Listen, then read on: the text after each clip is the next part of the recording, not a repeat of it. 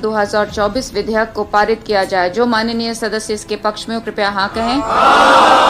जो माननीय सदस्य इसके विरोध में हो कृपया नहीं कहें। हाँ की संख्या। अतः विधेयक पारित हुआ।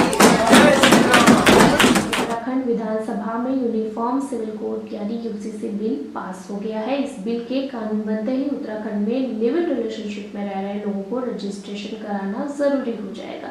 ऐसा नहीं करने पर 6 महीने तक की सजा हो सकती है। इसके अलावा पति या पत्नी के जीवित रहते हुए दूसरी शादी भी गैर कानूनी मानी जाएगी।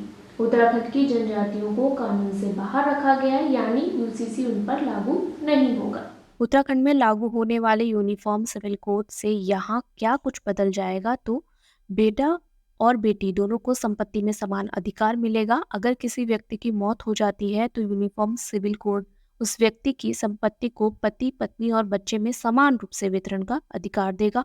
समान कारण पर ही अब पति पत्नी तलाक ले सकेंगे।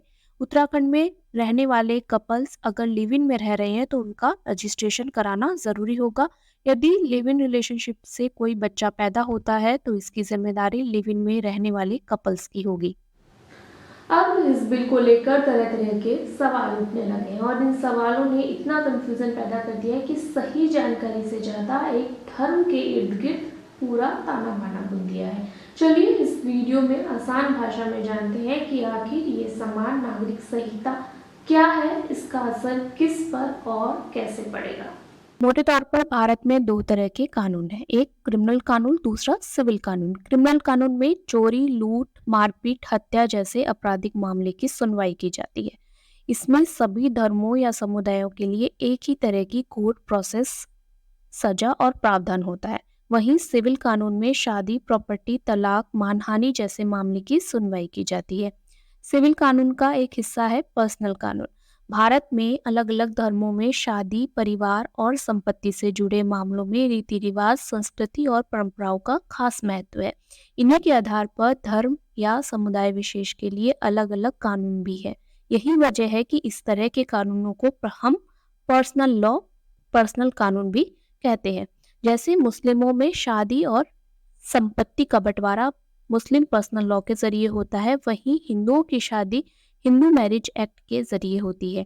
इसी तरह ईसाइयों के लिए क्राइस्ट एक्ट और पारसियों के लिए पारसी एक्ट है। अब यूनिफॉर्म सिविल कोड के जरिए पर्सनल लॉ को खत्म करके सभी के लिए एक जैसा कानून बनाने पर जोर दिया जा रहा है। यानी भारत में रहने वाले हर नागरिक के लिए निजी मामलों में एक समान कानून, फिर वह किसी भी जाति धर्म का क्यों ना हो। अब बात आती है, जब सब कुछ इतना सरल नजर आ रहा है तो विरोध क्यों? तो विपक्ष इस बिल पर सामने से आगे कुछ नहीं बोल रहा है, पीछे से अलग अलग माध्यमों से अपनी राय रख रहा है। वहीं मुस्लिम पक्ष का कहना है कि संविधान के अनुच्छेद 25 में सभी नागरिकों को धार्मिक स्वतंत्रता का अधिकार है। इस कारण शादी और परंपराओं से जुड़े मामले में सभी पर समान कानून थोपना संविधान के खिलाफ है। इसी के साथ चर्चा तेज है कि क्या यूनिफॉर्म सिविल कोड देश भर में लागू होगा। तो फिलहाल अभी के लिए नहीं, क्योंकि केंद्र सरकार की तरफ से इस बारे में कोई जवाब नहीं आया है। लेकिन भाजपा शासित राज्यों में जल्द यूनिफॉर्म सिविल कोड लागू किया जा सकता है। सुनने में आ रहा है राजस्थान में भजन लाल सरकार ने इसकी मंजूरी तक दे दी है।